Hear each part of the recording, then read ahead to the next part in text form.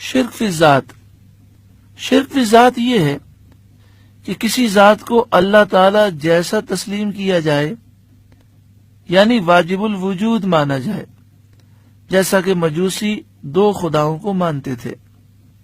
شرک فی صفات، کسی کی ذات میں اللہ تعالی جیسی صفات ماننا شرک فی صفات ہے، یعنی یہ تصور کیا جائے کہ جس طرح اللہ کی صفات ذاتی ہیں، قدیم ہیں، ازلی ابدی ہیں، اسی طرح کسی بندے کی صفات ہیں۔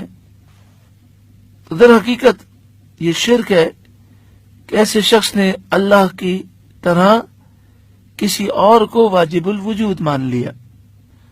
چنانچہ اللہ تعالی جیسی صفات کسی نبی میں مانی جائیں یا کسی ولی میں تسلیم کی جائیں، کسی زندہ میں مانی جائیں یا فوت شدہ میں، کسی قریب والے میں تسلیم کی جائیں یا دور والے میں، شرک ہر صورت میں شرک ہی رہے گا، جو ناقابل معافی جرم اور ظلم عظیم ہے۔ بہت سے لوگ شرک فی صفات کو نہ سمجھ سکے اور خود بھی گمراہ ہوئے اور دوسروں کو بھی گمراہ کیا۔ آئیے ہم شرک فی صفات پر غور کرتے ہیں۔ سورہ بقرہ آیت نمبر 143 میں ہے، ان اللہ بالناس لرؤوف الرحیم، بے شک اللہ تعالی لوگوں پر رؤوف اور رحیم ہے۔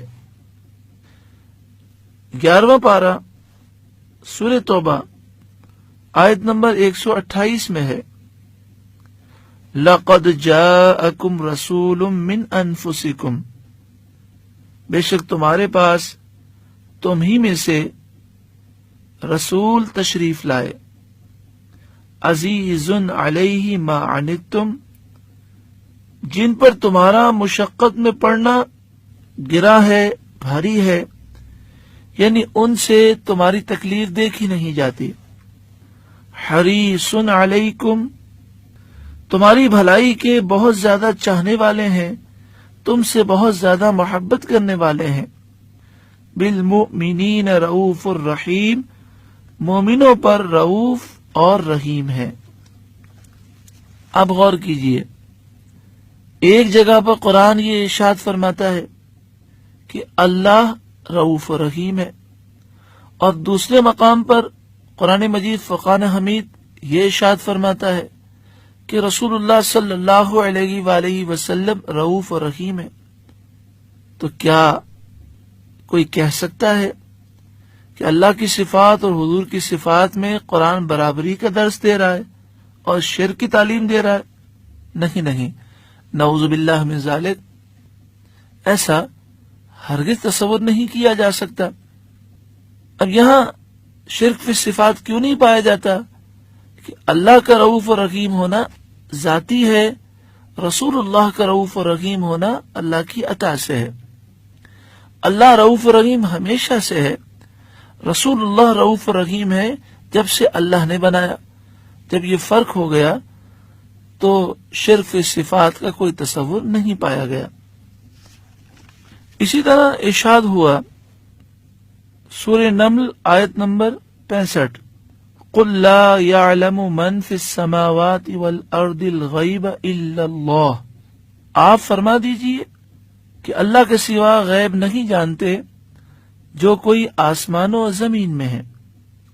لیکن سورہ جن میں ارشاد ہے، عالم الغیب فلا یظہر علی غیبہ احدا الا من ارتضی من رسول، غیب کا جاننے والا رب اپنے غیب پر صرف اپنے پسندیدہ رسولوں ہی کو آگاہ فرماتا ہے، ہر کسی کو یہ علم نہیں دیتا۔ آپ دیکھیں، علم غیب اللہ تعالی کی صفت ہے، اور قرآن کی آیت میں یہ بھی بیان کیا گیا کہ اللہ تعالی نے اپنے رسولوں کو علم غیب دیا۔ تو یہ برابری نہیں ہے، بلکہ اللہ کا علم ذاتی ہے، رسولوں کا علم عطائی ہے۔ اللہ کا علم ہمیشہ سے ہے، رسولوں کا علم اس وقت سے ہے جب سے اللہ نے دیا۔ حضور صلی اللہ علیہ وآلہ وسلم کی صفات اور اللہ تعالی کی صفات میں واضح فرق ہے، کیونکہ اللہ تعالی کی صفات ذاتی قدیم ہیں یعنی ہمیشہ سے ہیں، ابدی ہیں، غیر مقدور ہیں یعنی اللہ اس صفت میں کسی کا محتاج نہیں، جبکہ نبی پاک صلی اللہ علیہ وسلم کی صفات عطائی ہیں، حادث ہیں یعنی ہمیشہ سے نہیں ہیں بلکہ جب سے اللہ نے عطا فرمائی اس وقت سے ہیں، مقدور ہیں یعنی اللہ کی عطا سے ہیں، اور رسول اللہ صلی اللہ علیہ وآلہ وسلم اللہ رب العالمین کی بارگاہ سے فیض لینے والے ہیں۔ جب صفات میں برابری ہی نہیں تو شرک کیسے ثابت ہوگا؟ اللہ تعالی سے ہم دعا کرتے ہیں کہ اللہ تعالی ہر مسلمان کو شرک کے موضوع کے متعلق سمجھ عطا فرمائے، اللہ تعالی ہر مسلمان کو شرک کی حقیقت سمجھنے کی توفیق عطا فرمائے، اور جو لوگ مسلمانوں پہ شرک کے غلط الزام لگاتے ہیں اللہ انہیں ہدایت عطا فرمائے، اور ان کے مکر و فریب سے ہر مسلمان کو اللہ تعالی محفوظ فرمائے۔ اہدنا الصراط المستقیم، اے اللہ تو ہمیں سیدھے راستے پر چلا، اہدی تو چلا، نہ ہمیں، صراط راستہ، مستقیم سیدھا۔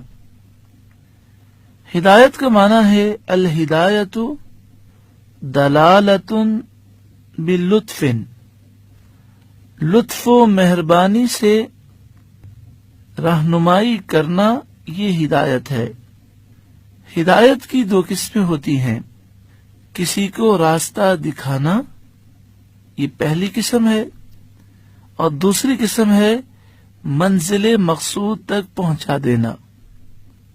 تو یہاں پر اعلی حضرت امام اہل سنت نے جو ترجمہ فرمایا اس میں یہ ہے، اے اللہ تو ہمیں سیدھا راستہ چلا، یعنی اے اللہ ہم سیدھا راستہ تو دیکھ چکے، اب ہمیں اس پر چلنے کی توفیق عطا فرما اور منزل مقصود تک پہنچا دے۔